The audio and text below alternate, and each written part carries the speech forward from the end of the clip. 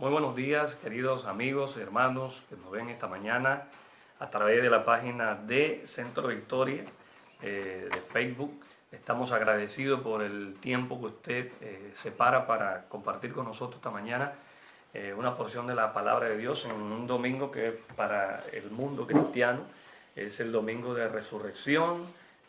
Pues se celebra que un día como hoy resucitó el Salvador del mundo entero, llamado Jesús de Nazaret.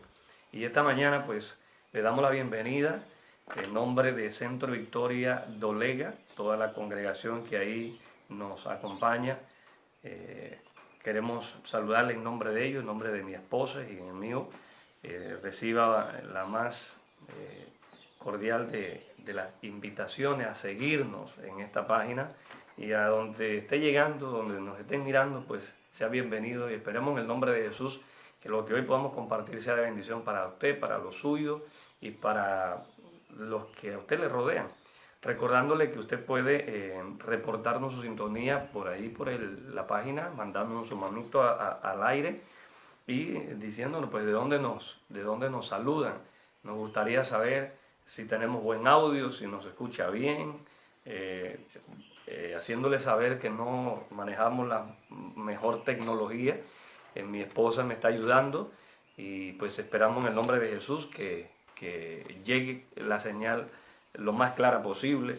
Hoy queremos tocar un tema que tiene que ver con la Pascua. El día viernes que estuvimos compartiendo una porción de la palabra de Dios, estuvimos hablando acerca de lo que son las tradiciones, y que las mismas tradiciones con el paso del tiempo se han convertido en un impedimento para que la palabra de Dios corra como debe correr. Que la palabra de Dios, el mandamiento de Dios, lo que Dios establece en su palabra, sea la que nos bendiga nuestra vida y no las tradiciones. Entonces, hablábamos el día viernes que las tradiciones han invalidado la palabra de Dios. Y mi esposa y yo hacíamos alusión a esto ahorita en la mañana mientras nos tomábamos un cafecito antes de iniciar, que veíamos las noticias, cómo los mercados de mariscos se abarrotaron de gente esta semana, a pesar de la advertencia de las autoridades de salud de que no hayan aglomeraciones por lo del coronavirus. Mas sin embargo la gente hace caso omiso a eso, exponiendo su vida y la de su familia en casa con tal de cumplir con la tradición. Porque yo estoy 100% seguro que no todos los que van allí a comprar mariscos, a comprar pescado para celebrar la Cuaresma, el tiempo de la Pascua, lo más seguro es que no conocen el trasfondo y compran el pescado simplemente porque así lo ha marcado la tradición desde su antepasado, su papá, su abuelo, su tatarabuelo. Y ahora sienten que si no comen pescado en esta semana, que dicho sea de paso está más caro que en las otras semanas, se sienten incompletos, se sienten que le falta algo. Pero eso es producto de la tradición. Mi querido amigo, mi querido hermano, no se sienta mal si usted no pudo comer pescado en esta semana, porque Dios no te va a censurar por eso. Mira, sobre todo en el tiempo que estamos viviendo, que se come lo que podemos comer en casa, porque no hay la flexibilidad, no hay la economía suficiente. Y yo estoy seguro que el gobierno nacional no entregó ni filete de pescado, no entregó corvina, no entregó pargo, no entregó nada de eso en las bolsas solidarias que están anunciando. Entonces, si el gobierno nacional ve el tiempo de Cuaresma como algo indispensable para comer pescado, debiera haber metido ahí, ¿verdad?, pescado, pero no lo hicieron. Entonces, no es algo indispensable. Cuando no se pueda, pues no tiene nada que ver con Dios. Ahora, ¿por qué razón se celebra en este tiempo la Cuaresma con pescado? Yo no sé si usted tiene una respuesta a esto, pero yo estoy seguro que usted lo come sin saber por qué se come pescado. La Cuaresma, el tiempo que estamos compartiendo, el tiempo de la Pascua, no hace alusión al pescado por ningún lado. La única parte donde habla de que Jesús comió pescado fue después que se levantó. En un día como hoy, la Biblia registra que el primer día de la semana, un día como hoy, Jesús resucita.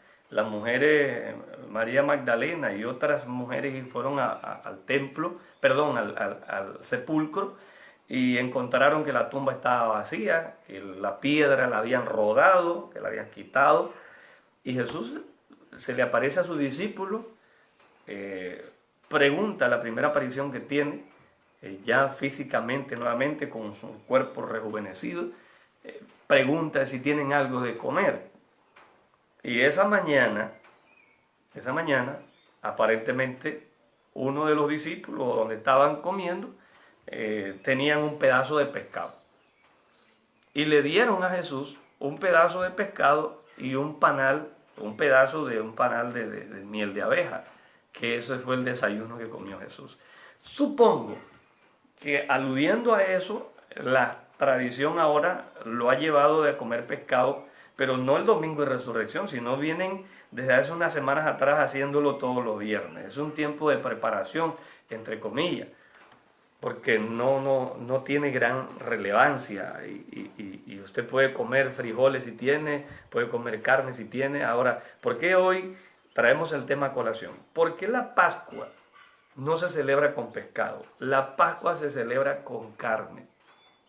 Con todo respeto, y no creo que no ofendo a nadie esta mañana con lo que voy a tocar. Hoy tengo aquí la Biblia Reina Valera, versión de 1960. Y tengo aquí la Biblia que usan mis hermanos católicos, que son los que han hecho vamos a decir, más énfasis en la tradición de comer pescado en la Semana Santa y todo lo demás. Y quiero comprobarles bíblicamente. ¿Por qué me gusta hacer esto? Porque sé que en estos medios se presta para que después muchos que no estén de acuerdo conmigo en lo que yo voy a decir, empiecen a subir mensajes ofensivos posiblemente, espero que no, pero yo quiero tener el sustento bíblico. La Biblia que usan ustedes y la que yo uso, o sea, es la misma, simplemente que Casiodoro de Reina tuvo y Cipriano Valera la osadía o el atrevimiento o la oportunidad, vieron la necesidad más que todo de hacer traducciones para que sea mejor entendible. O entendida. Y hoy pues yo quiero usar las dos para que vean que no estoy alterando el texto y que por lo tanto el libro de Oseas capítulo 4 versículo 6 dice algo muy importante: mi pueblo pereció pero porque le faltó conocimiento. Entonces, si usted se considera hijo de Dios, si usted se considera pueblo de Dios, si usted dice Padre nuestro que estás en el cielo, entonces usted está refiriéndose al Dios Todopoderoso. Y si usted se considera pueblo de Dios, dice la palabra que por falta de conocimiento es que el pueblo perece. Y como desechamos el conocimiento, quiero leérselo, lo tengo aquí, porque es importante que lo veamos. Tengo aquí, Oseas 4:6 dice: mi pueblo fue destruido porque le faltó conocimiento. Por cuanto desechaste el conocimiento, yo te echaré del sacerdocio. Y porque olvidaste la ley de tu Dios, también yo me olvidaré de tus hijos. ¿Eh? Es fuerte. Y está en su Biblia y la mía. Entonces el conocimiento es necesario para nosotros poder entender lo que celebramos. Vamos a entrar en materia esta mañana. Queremos, si usted tiene su Biblia en casa, que se ubique con nosotros, y gracias por ayudarnos a difundir este mensaje. Usted puede compartirlo y gracias por ayudarnos, porque creo que en este tiempo es la mejor forma de predicar la palabra por medio de la red, de la web, por medio de la tecnología. Gloria a Dios por la tecnología, ¿verdad? Hay que saberla usar de manera positiva. Vamos a hablar acerca de la Pascua. Hoy se celebra, como decíamos, Domingo de Pascua. Pero ¿qué es la Pascua? Nos enfocamos en el Nuevo Testamento porque ahí se narra la vida de Jesús. Y Jesús, cuando celebró la Pascua, quiero llevarte al Evangelio según Mateo, Dice Mateo en el capítulo 26, versículo 17. Mateo 26, 17 dice de la siguiente manera: el primer día de la fiesta de los panes sin levadura.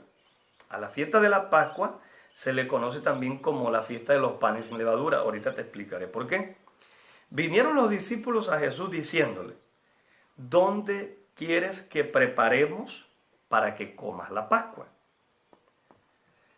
Y él les dijo: vayan a la ciudad de cierto hombre. Les dijo un nombre y díganle: el maestro dice, mi tiempo está cerca, en tu casa celebraré la Pascua con mis discípulos.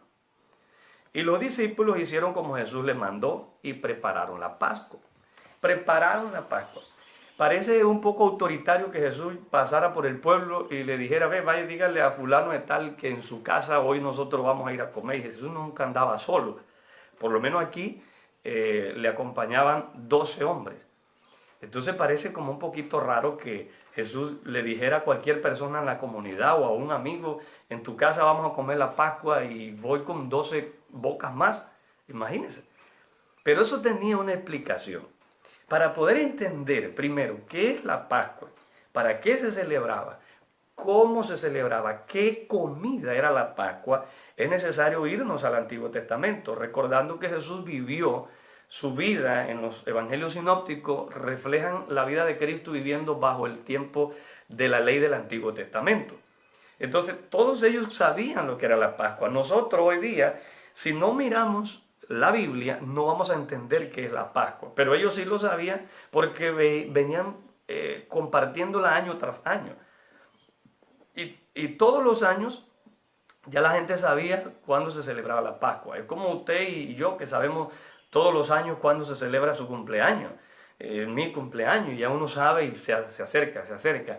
Cuándo es Nochebuena, cuándo es Año Nuevo. Son fechas que están marcadas. El pueblo judío es un pueblo muy fiestero y las fiestas de ellos son relevantes, no pasan por alto. Y hay unas fiestas que son más importantes que otras. La Pascua, el día de la expiación, el día de Pentecostés, eran fiestas clave. Pero la Pascua es la fiesta más antigua que celebra el pueblo de Israel. Para que podamos entender un poquito qué es la Pascua, necesito que busques en tu Biblia, en el libro de Éxodo, capítulo 12. Yo tengo las dos versiones aquí, las voy a leer esta mañana para que nos podamos entender mejor. Y para que mis amigos católicos no sientan que estoy predicando en contra de su costumbre y de su tradición. Vámonos al libro de Éxodo capítulo 12. Éxodo es el segundo libro de la Biblia y lo vamos a encontrar ahí. Cuando el pueblo de Israel llega a Egipto, llegó porque la familia de José, que fue un muchacho que vendieron a los egipcios, dice la palabra de Dios que llegó a Egipto vendido por sus hermanos, pero que posteriormente el pueblo de Israel o en la nación, porque todavía no existía una nación tan grande, solamente eran como 70 personas la familia de Jacob, y hubo un hambre muy terrible y ellos se movieron a Egipto. Fueron a Egipto porque fueron buscando alimento y allá estaba aquel muchacho que habían vendido, José, y José había escalado una posición muy alta, era el gobernador. Después de Faraón era José, había escalado, Dios lo bendijo de tal manera que la historia es muy interesante, pero quiero pasar rápido. Y José había alcanzado una posición tan alta que él tenía la autoridad de decidir quién podía vivir en Egipto y quién no. Al punto en que él le dijo a su familia que se fueran a vivir a Egipto porque allá había abundancia de comida. Y ellos llegaron a vivir allá con sus ganados, sus ovejas, lo que ellos tenían, y dice la palabra que eran alrededor de 70 personas. Cuando ellos llegan a Egipto, ellos empiezan obviamente a multiplicarse. Y llegó a ser un pueblo muy grande. Pasado el tiempo, el pueblo de Israel fue tan numeroso, pero a la vez fue sometido como un pueblo esclavo. Y vivieron en la esclavitud aproximadamente unos 400 años. El faraón aquel que se llevaba tan bien con José muere José, y los faraones sucesores olvidaron aquel pueblo que era pueblo, familia de José, que había salvado la nación de Egipto en el tiempo de la hambruna y todo aquello, y terminaron esclavizándolo. Y esa esclavitud fue tan brutal que el pueblo de Israel clamó a Dios para que Dios los liberara. Y allá en Egipto, Dios visita a un hombre llamado Moisés. Moisés también es otra historia muy interesante. Moisés termina siendo el libertador del pueblo de Israel en Egipto. Y Dios habla con Moisés y le dice: dile al faraón que deje salir a mi pueblo para que me celebre fiesta en el desierto. Moisés, que había salido de Egipto, producto de que había matado a un soldado y duró 40 años fuera, después vuelve con esta misión de rescatar al pueblo de Israel de Egipto. El faraón no le da luz verde para que se lleve al pueblo, y ahí viene lo que conocemos nosotros como las 10 plagas de Egipto. Dios se enoja tanto con el faraón que provoca plagas, enfermedades terribles, provoca cosas espantosas en el pueblo de Israel: plaga de rana, plaga de sangre, plaga de langosta, plaga de piojos, hay un montón. Y una de esas plagas, la palabra dice que fue la muerte de los primogénitos, tanto de animales como de personas. Entonces allí, cuando ya el faraón no parece que no hay plaga que le haga flexibilizar su corazón, sino que por el contrario está más duro, entonces Dios envía una plaga final, la plaga que es la muerte de todo primogénito. Primogénito es la primera persona o el primer hijo que tiene cada familia, y el primer hijo que tiene cada animal. Entonces Dios dijo que tanto de los animales como de los seres humanos iba a morir el primer hijo de cada familia. Y esa noche, o antes de que eso ocurriera, Dios le habló a Moisés y le dijo de la siguiente manera. Voy a leerlo en la versión Reina Valera que usamos nosotros. Habló Jehová a Moisés y Aarón en la tierra de Egipto, diciendo: este mes os será el principio de los meses. Para vosotros será este el primero de los meses del año. Hablad a toda la congregación de Israel, diciendo: en el 10 de este mes tómese cada uno un cordero, según las familias de los padres, un cordero por familia. Mas si la familia fuere tan pequeña que no baste para comer un cordero, entonces él y su vecino inmediato a su casa tomarán uno, según el número de las personas, conforme al comer de cada hombre. Ve aquí la razón por la cual Jesús le dijo a sus discípulos: díganle a tal hombre que en su casa prepararemos la Pascua. Posiblemente esa casa eran 2 o 3 personas que no podían comerse un cordero entero. Entonces dice que lo podían comer entre los vecinos, ¿verdad? Un cordero, figúrese el tamaño de un cordero de eso, y que posiblemente 2 personas no se lo podían comer, e invitaban a su vecino a la par a comerse el cordero. Ya aquí nos da luces que la Pascua del Señor no se celebra con pescado, sino con cordero, con carne de cordero.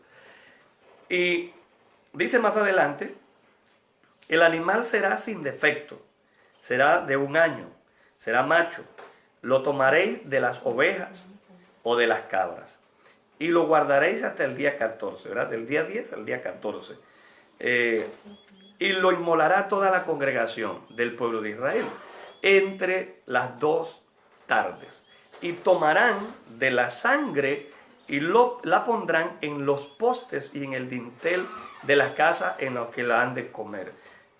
En la puerta, ¿verdad? Lo que hace los postes de la puerta y el dintel de la puerta, en todas las casas, la sangre de ese animal tenía que ser rociada o revestida, manchada.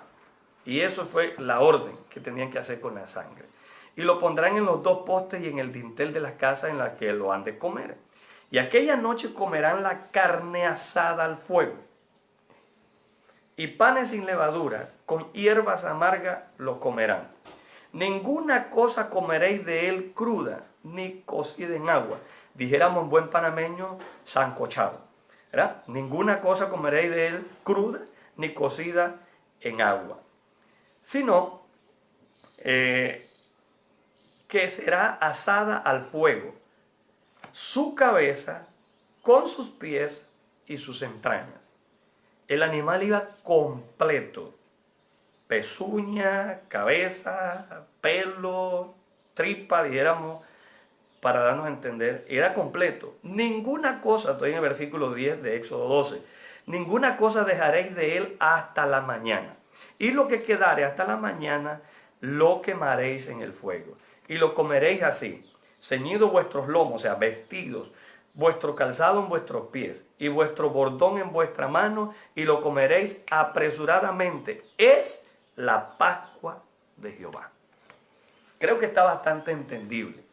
Pues yo pasaré aquella noche por la tierra de Egipto y heriré a todo primogénito en la tierra de Egipto, así de los hombres como de las bestias. ¿Ves lo que le decía? Y ejecutaré mis juicios en todos los dioses de Egipto, yo Jehová. Y la sangre os será por señal en la casa donde ustedes estén. Y veré la sangre y pasaré de vosotros, y no habrá en vosotros plaga de mortandad cuando hiera la tierra de Egipto. Y este día os será en memoria y lo celebraréis como fiesta solemne para Jehová durante vuestras generaciones por estatuto perpetuo. Eso es la Pascua.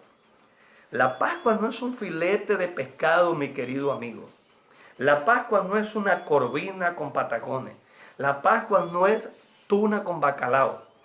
La Pascua es cordero asado a las brasas, con tripa, con pata, con cabeza, con pelo, con todo. Eso es la Pascua.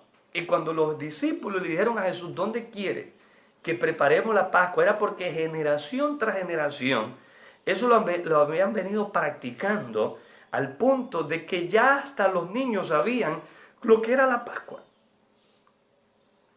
¿Dónde aparece el pescado? No, pastor, lo que pasa es que, bueno, de repente no voy a usar la versión católica. Aquí tengo una Biblia católica y este pequeño ejemplar que tengo aquí nos va a ayudar a entender.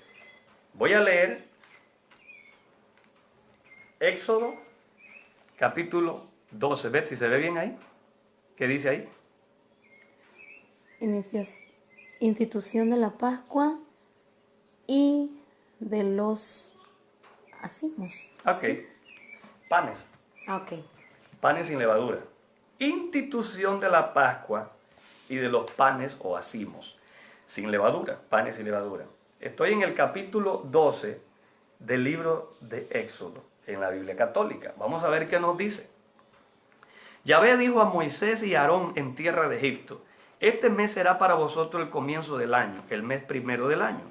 Hablad a todas las asambleas de Israel y decidle: el día 10 de este mes tome cada uno según la casa paterna una res menor por cada casa. Si la casa fuere menor de lo necesario para comer la res menor, tome a su vecino, al de la casa cercana, según el número de personas, computándolo para la res según lo que cada cual pueda comer. O sea, calculándolo, dicen. La res será sin defecto, macho, primer animal, cordero o cabrito. Lo reservarás hasta el día 14 de este mes y toda la asamblea de Israel lo inmolará. Quiere decir, lo sacrificará. Eso significa inmolar. Y dice toda la asamblea, o sea, esto es para todo Israel, no solamente para la casa de Aarón y de Moisés. Tomarán de su sangre y untarán los postes y el dintel de la casa donde se come. Estoy en el versículo 8. Y comerán la carne esa misma noche. Note, ponga cuidado. La comerán asada al fuego con panes acimos y lechugas silvestres. No comerán nada de él crudo, ni cocido al agua, todo asado, cabeza, patas y entrañas. Es lo mismo que estoy leyendo en la versión Reina Valera 1960. Cabeza, pata y tripa. Esa es la Pascua, mi querido amigo. Mira lo que dice: no dejaréis nada para el día siguiente. Si algo quedare, lo quemaréis, y habéis de comerlo así, ceñidos los lomos, calzados los pies y el báculo o el bordón en la mano. Comiendo deprisa, es la Pascua de Yahvé. Versículo 11. Es la Pascua de Yahvé. Esa noche pasaré yo por la tierra de Egipto y mataré a todos los primogénitos de la tierra de Egipto, desde los hombres hasta los animales. Es lo mismo lo que dice acá. Yo, Yahvé, la sangre servirá de señal en la casa donde esté. Yo veré la sangre y pasaré de largo, y no habrá para vosotros plaga mortal cuando yo hiera la tierra de Egipto, dice Yahvé. Este día será para vosotros memorable, y lo celebraréis solemnemente en honor a Yahvé. De generación en generación será una fiesta a perpetuidad. Éxodo capítulo 12, la Pascua. ¿Qué es lo que no entiende el pueblo católico cuando uno dice que la Pascua no se celebra con pescado, que la Pascua es cordero, que la Pascua es con carne y no con pescado? Se lo dejo hasta allí. ¿Sabe qué es lo que ocurre? Oseas capítulo 4, versículo 6. El pueblo perece por falta de conocimiento. La Biblia no se dejó para el pastor, la Biblia no es para el cura, la Biblia es para todo el pueblo. Y en la Biblia está la sabiduría de Dios. El Espíritu Santo inspiró a hombres para que dejaran ahí establecida la regla del juego. ¿Usted cree que Dios no sabía en qué casa se habría de comer el cordero? Claro que lo sabía. Pero ¿usted cree que Dios no sabía en qué casa estaba la gente reunida para Él? Pero ¿por qué mandó que cogieran la sangre y la untaran en los dinteles? Porque todo esto es sombra del nuevo pacto que iba a ser cumplido con Jesús. La Pascua con el Cordero era una sombra de que muchos años después iba a venir un Cordero mejor. Pero ese día, disculpe que tengo una lucha aquí con una abeja, ese día se nos recuerda a nosotros que el pueblo de Israel iba a salir de Egipto, y esta era la última herramienta que Dios iba a usar con Faraón para que Faraón dejara salir a su pueblo. La Pascua denota libertad, es salir de la esclavitud. Pero yo lo que veo hoy día es que la Pascua se ha convertido en una esclavitud para muchos. O sea, la Pascua, si no hay esto, no es Pascua. Entonces no es así. Ahora, usted me dirá, bueno, entonces ¿por qué los evangélicos, necesito matamosca aquí, ¿por qué los evangélicos entonces no comen cordero? Pues no celebran la Pascua con cordero. Entonces, si se pegan tanto a la palabra, ¿por qué en vez de comer pescado no comen cordero? Esto tiene una explicación. Cada año se celebraba en el pueblo de Israel lo que se conoce como el Día de la Expiación. Y todos los años el pueblo llevaba un cordero al sumo sacerdote, lo sacrificaban y esa sangre era derramada para el perdón de los pecados de la nación, del pueblo entero. Y todos tenían que hacerlo, todos tenían que cumplir con eso. Pero llega un tiempo cuando nace Jesús, y Jesús va a empezar su ministerio a la edad de 30 años. A la edad de 30 años se bautiza Jesús. Jesús no se bautizó cuando salió del hospital, recién nacido. Jesús no se bautizó cuando la partera lo sacó y después que pasó los 40 días, Jesús no fue bautizado. Jesús fue bautizado a los 30 años, antes de iniciar su ministerio. Eso tiene una explicación que no voy a entrar ahí. Era uno de los ordenanzas para ellos empezar a tomar parte en labores ministeriales, si lo puedo decir así. Pero cuando Jesús va a bautizar al río Jordán, o del otro lado del Jordán, dice la Biblia, hay alguien que está bautizando.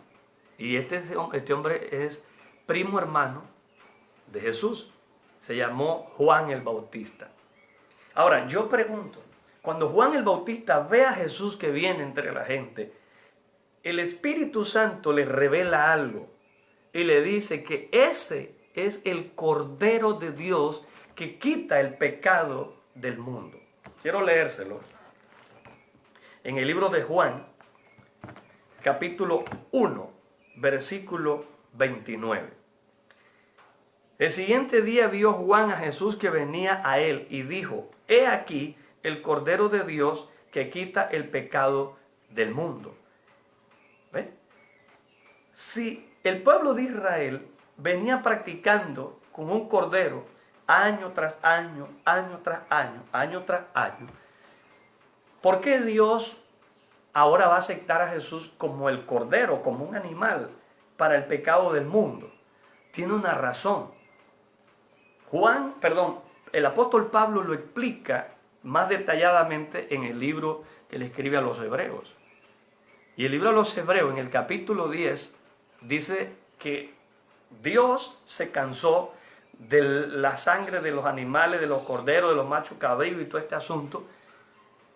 Y él mismo agarra a Jesús. Jesús en obediencia viene a la tierra para ocupar el lugar del Cordero, no para el pueblo de Israel únicamente, sino para quitar el pecado del mundo, no para quitar el pecado de los evangélicos, para quitar los pecados del mundo, no para quitar los pecados del judaísmo, los pecados del mundo, mi querido.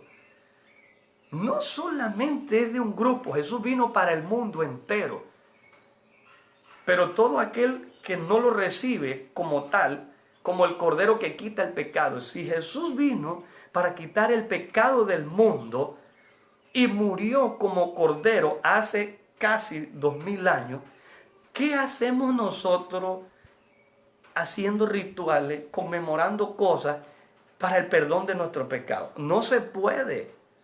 O sea, usted lo puede hacer, pero no es aceptable porque Dios proveyó el Cordero sin defecto. Recuerde que la Pascua, por eso a Jesús se le llama el Cordero Pascual. Recuerde que la Pascua se celebraba con un cordero macho, sin defecto. Sin defecto. Y abro un paréntesis aquí. Quizás usted ha visto o ha leído o ha escuchado que Jesús un día se enojó en el templo y que abrió las jaulas de las palomas, abrió los corrales y soltó los animales, los corderos y todo eso que había ahí, y empezó a cuerear a la gente y dijo: esta casa está escrito que será una casa de oración y ustedes la han convertido en una cueva de ladrones. Y ese pasaje ha sido mal interpretado porque mucha gente dice que en la iglesia pues se han tomado para vender CD, para vender libros, para vender esto y lo otro, comida, ropa, qué sé yo. Pues eso no es exactamente lo que ocurría. Ni tiene nada que ver con que usted venda una hojaldra para hacer un salón de la iglesia, qué sé yo. Venda tamales, empanadas. No, eso no tiene nada que ver con eso. El asunto es que cuando la gente venía con el cordero a ser sacrificado, présteme atención a esto, el cordero tenía que ser presentado al sumo sacerdote sin defecto. Las pezuñas tenían que estar intactas, tenían que estar los dientes del animal, los ojos, el pelo, no podía tener piojos, no podía tener nada. O sea, él tenía que estar perfecto. Entonces la gente, como solamente había un lugar donde celebrarle fiesta a Dios, la gente venía con días de camino. ¿Verdad? Venía de las montañas, venía de la ciudad, venía de diferentes lugares con el cordero. Pero si el cordero se moría en el camino por falta de agua, porque se le quebraba una pata o el cordero se le quebraba una pezuña, ya no calificaba para ser presentado porque tenía que ser perfecto. Entonces, Los judíos inventaron algo, hicieron algo interesante. Bueno, cuando la gente llegue aquí y por alguna razón el cordero no tengan cordero, aquí nosotros le vamos a vender un corderito. Entonces los precios se los subían, porque para algunos rituales ofrecían, para otros ofrecían cordero. Eran otras leyes también que regía el pueblo de Israel. Y cuando ellos venían y el cordero llegando al templo se les moría, decían, o vuelvo a la casa a buscar otro cordero, que está lejos y corro el riesgo que se me muera también, o veo quién me vende uno. Entonces esta gente en el templo, afuera de donde estaba la casa central, o el lugar santísimo, el lugar santo, donde estaba el altar, ¿qué hicieron? Hicieron corrales y tenían corderos ahí, muy bonitos, sin defectos. Y cuando la gente decía, véndame un cordero, que necesito cordero para presentarlo y para el perdón de los pecados. Entonces, que si el cordero valía $100, ellos decían, le cuesta 500. ¿Pero cómo? Entonces empezaron a subir el precio. Y lo que empezaron a hacer fue una cueva de ladrones. A vender carísimos los corderos. Y por eso Jesús se molestó. Y es ahí la razón por la cual él soltó los animales y empezó a cuerear a la gente. ¿Ve? Entonces, ¿qué ocurre? Dios se cansó de eso. Y yo quiero llevarte al libro a los Hebreos, que los tengo aquí ya separado para que me fuese más fácil. En el libro que escribe Pablo, bueno, suponemos que fue Pablo, no hay una certeza que digan que fue el apóstol Pablo, pero el estilo de escritura de las otras cartas se parecen mucho y hay algunos pasajes que apuntan a que fue el apóstol Pablo, pero no es algo totalmente comprobable o comprobado. Dice así, capítulo 10 del libro a los Hebreos, dice así. Voy a leer, sí, del 10 en adelante, del 1 en adelante. Porque la ley, teniendo las sombras de los bienes venideros, no la imagen misma de las cosas, nunca puede, por los mismos sacrificios que se ofrecen continuamente cada año, ¿ves lo que le estoy hablando?, hacer perfectos a los que se acercan. De otra manera, cesarían de ofrecerse. O sea, si esos sacrificios hicieran perfectos, le quitaran los pecados a las personas, entonces no tuvieran la necesidad de hacerlo año tras año. Pero como no lo lograban hacer, todos los años la gente tenía que hacer lo mismo, lo mismo, lo mismo. Entonces dice, de otra manera cesarían de ofrecerse, pues pues los que tributan este culto, limpios una vez, no tendrían ya más conciencia de pecado. Pero en estos sacrificios cada año se hace en memoria de los pecados, porque la sangre de los toros, de los machos cabríos, no puede quitar los pecados. ¿Sí? Por mucho que lo hicieran, porque el animal fuera perfecto, eso los perdonaba por un año. Pero el otro año, en el otro día de la expiación, nuevamente tendría que hacer el sumo sacerdote lo mismo. Entonces, cada año tenían que hacerlo y cada año tenían que hacerlo. Ahora bien, la decisión que toma Dios, por lo cual, dice, entrando en el mundo, dice Jesús, sacrificio y ofrenda no quisiste. Jesús está hablando con su Padre, con Dios. Sacrificio y ofrenda no quisiste, mas me preparaste un cuerpo. Holocausto y expiaciones por el pecado no te agradaron. Entonces dije yo, he aquí que vengo, oh Dios, dice Jesús, para hacer tu voluntad, como en el rollo del libro está escrito. ¿Por qué dice rollo? La Biblia no existía hasta hace un par de años después de Cristo. Lo que tenían eran rollos, papiro, que enrollaban en unos palos, y en esos rollos ahí habían escrituras, que habían profecías, que un día Dios iba a coger un cordero él mismo y lo iba a poner. Pero ese cordero precisamente era su hijo, o es su hijo Jesús. Entonces dice, mire el trato que hace Jesús con su Padre. He aquí que vengo, oh Dios, para hacer tu voluntad, como en el rollo del libro está escrito, diciendo, primero, sacrificio y ofrenda, estoy en el versículo 8, sacrificio y ofrenda y holocaustos y expiaciones por no quisiste, ni te cuales o las cuales cosas se ofrecen según la ley. Y diciendo luego, he aquí que vengo, oh Dios, para hacer tu voluntad, quítalo primero para establecer esto último. ¿Qué dijo Jesús? Este es el pacto que hizo. Por eso usted y yo estamos bajo un pacto. Cuando la gente dice que Jesús, que Dios es un Dios de pacto, hay que tener cuidado con esa palabra porque hoy ha sido mal utilizada y hay gente pactando por cualquier cosa. Dios no hace pacto con personas pecadoras como usted y como yo. Él hace pacto con gente de su altura.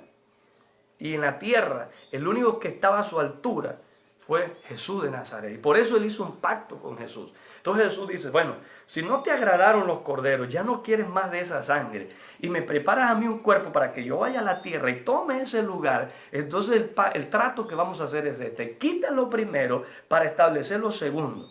Porque lo primero se hace según la ley. Está bien, pero yo voy a hacerlo un pacto nuevo. Por eso cuando Él come en la cena del Señor, levanta el vino, dice, esta copa, este vino, es mi sangre. O sea, no es que el vino literalmente se convierte en sangre. Esto es lo que algunos conocen como transustanciación. Sin embargo, dice, este vino es la sombra o es la imagen, es la señal de un nuevo pacto. ¿Cuál es el pacto nuevo? Que ahora Jesús viene y muere como el Cordero de Dios para quitar el pecado del mundo y ya no necesitamos cordero. Por esa razón no necesitamos que la Pascua la celebremos con cordero, porque Jesús es el Cordero de Dios que quita el pecado del mundo. Bendito sea el Señor. O sea, esa es la riqueza que hay en la Biblia. Y hay gente que yo sé que están celebrando, hoy por cuarentena no están celebrando como en otros años, porque estamos en casa quietitos todos. Pero si no fuera cuarentena, hoy hubiesen muchos saliendo a celebrar la Pascua sin saber qué es la Pascua y diciendo felices Pascua, felices Pascua, felices Pascua, y dándose el abrazo, celebrando la Pascua sin saber siquiera lo que están celebrando. ¿Por qué? Porque ¿de qué me sirve decir que yo le sirva a un Cristo que fue el Cordero de Dios que quita el pecado del mundo, cuando en la vida no lo celebro como mi Cordero que me quitó el pecado y uso otras cosas para querer quitarme el pecado? Veamos imágenes de gente flagelándose para que Dios perdone sus pecados. Mi amado hermano, mi amigo, usted no necesita autoflagelarse, usted no necesita volverse a crucificar. Ayer veía un documental en History Channel, cómo hay lugares donde gente quiere experimentar los clavos, pero usan unos clavos de 2 pulgadas que usamos nosotros para la carpintería y se lo pone para sentir el dolor que sintió Jesús por Dios. Los romanos, que fueron los que inventaron la muerte de cruz, usaron 2 tipos de cruz. Las más usadas que ellos usaron era una que era una T, y la otra era la que murió Jesús, donde el palo entraba en otro, y era los 2 tipos de cruz que usó Jesús, perdón, que usaron en los tiempos donde crucificaron a Jesús. Y los dolores, la muerte de cruz, la tortura que simboliza la cruz, para la gente que moría en la cruz, no se compara con ese acto que muchos hoy se ponen. Y sí se veía que algunos en el tejido más delgado aquí le metían un clavo.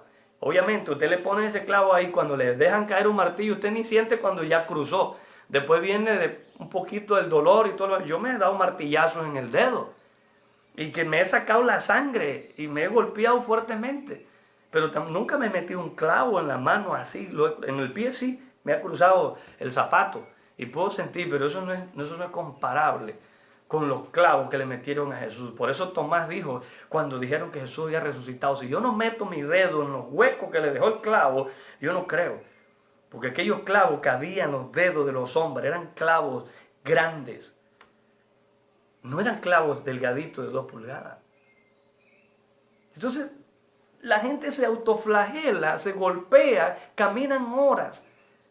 expuestas al sacrificio, al dolor, para que Dios perdone, para que Jesús haga milagros en su familia. El libro de Isaías dice, está profetizado también por otros profetas, Ezequiel, en los Salmos, que en la cruz Jesús llevó nuestros dolores y llevó nuestras enfermedades, y que por su llaga nosotros hemos sido curados. Entonces usted lo que necesita es agarrarse de la sangre de Cristo, que es la sangre del Cordero perfecto, sin mancha, sin error, sin defecto, que quita el pecado del mundo, mi querido amigo.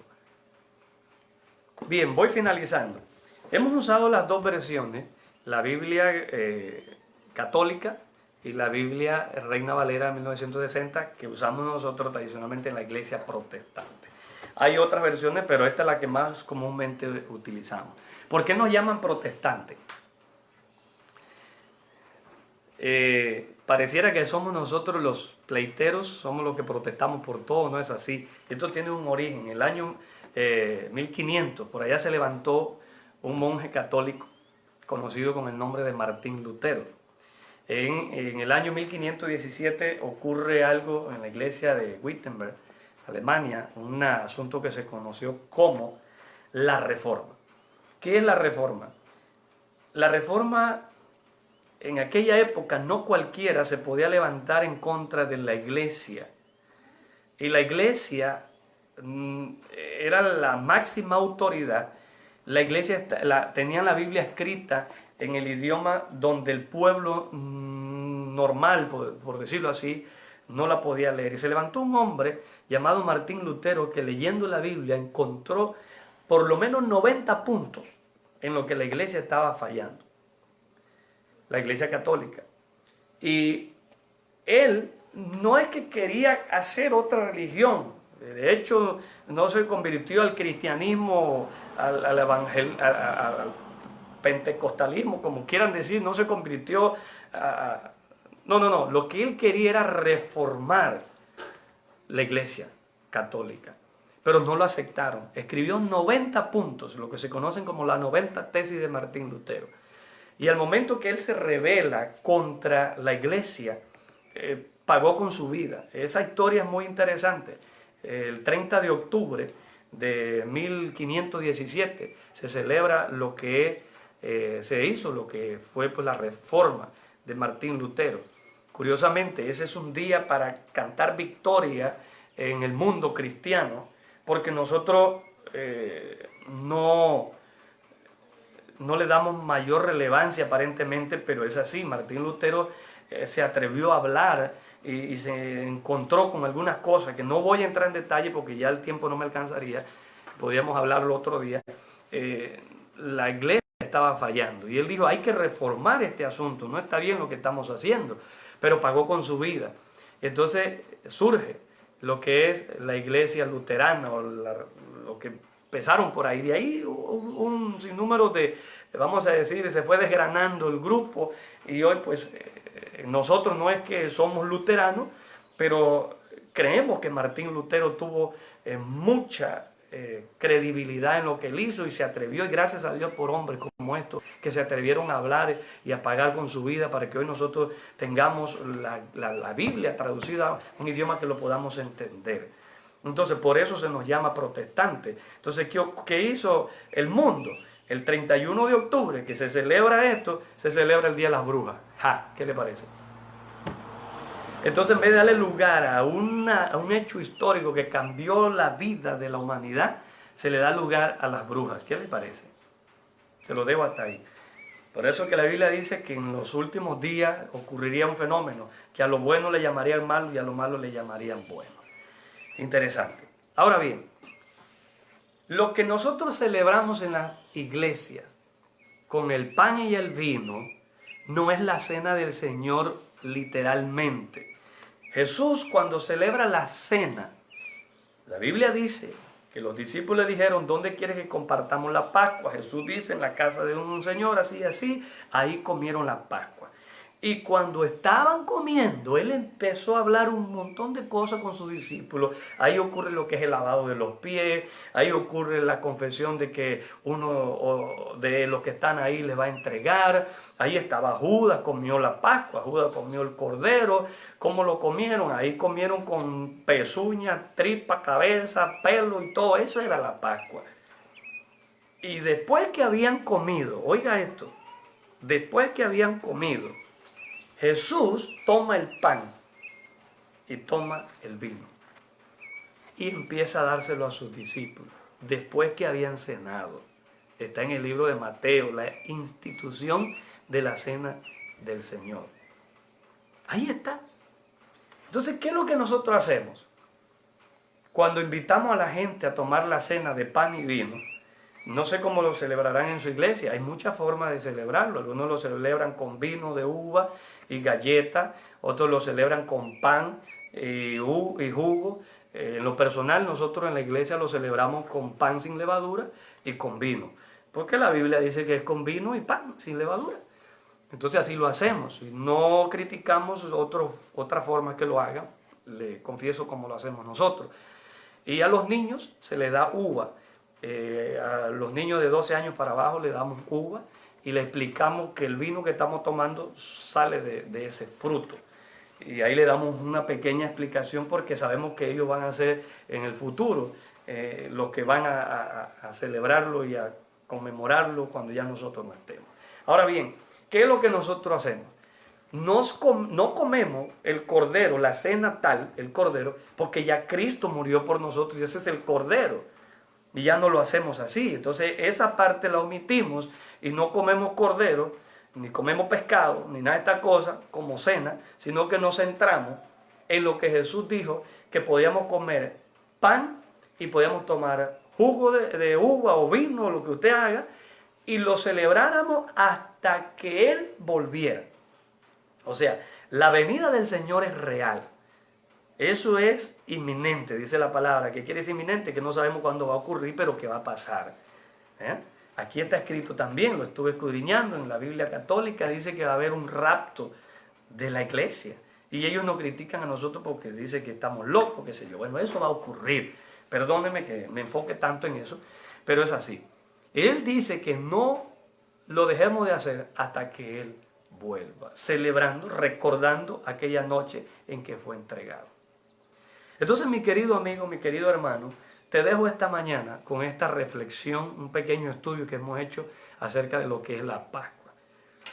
Y espero en el nombre de Jesús que esto te sirva de bendición, que podamos ayudarte a aclarar algunas dudas y que no sientas que la Biblia es solamente para los grandes eruditos de la palabra, para los doctores de la palabra, para los teólogos, para los que han pasado por seminarios, por institutos bíblicos. La Biblia es para todo aquel que sabe leerla.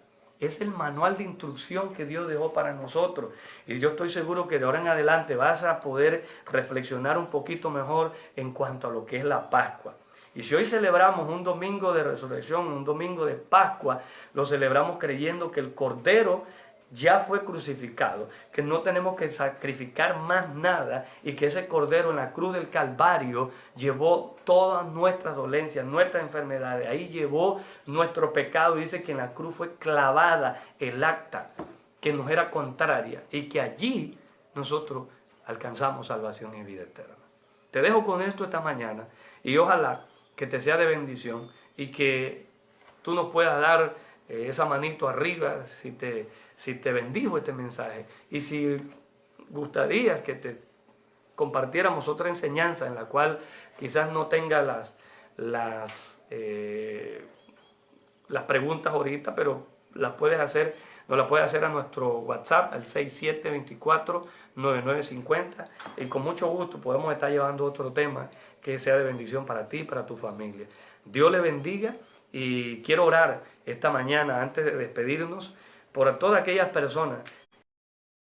Señor, por ese mensaje. Gracias porque hace mucho tiempo que alguien me explicara esto, porque quizás el lugar donde asisto no me lo habían explicado, quizás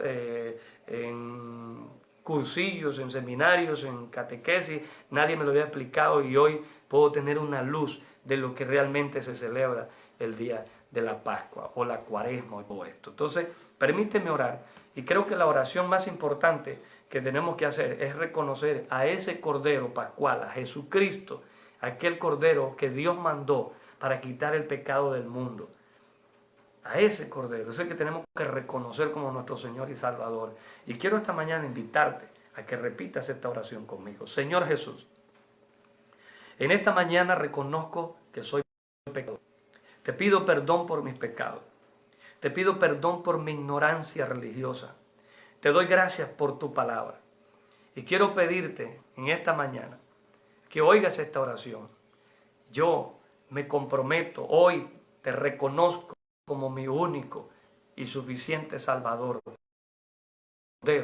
para que quites mi pecado, en el nombre de Jesús.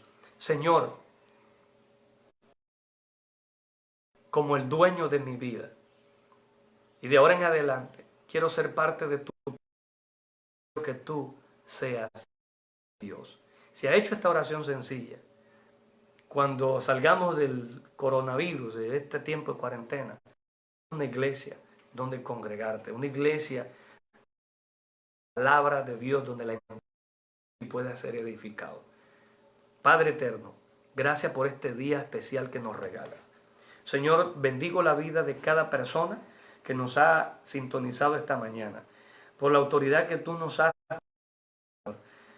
En el nombre de Jesús, bendigo la vida de cada persona que ha sintonizado este programa y te pido, Jesús, que para todos esos hogares y que esta mañana, Dios de la gloria, podamos juntos, allí en casa, orando, podamos juntos pedirte, Dios, que tú tomes el control de la situación que está enfrentando Panamá y el mundo entero. Que tomes el control, Señor.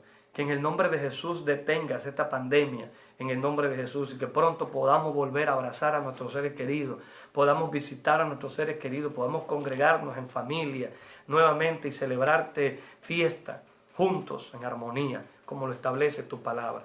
Señor, gracias por este tiempo. También tenemos que darte gracias porque en estos tiempos de prueba ponemos en práctica el compartir, ponemos en práctica los talentos, nos salen a flote y hacemos una y otra cosa.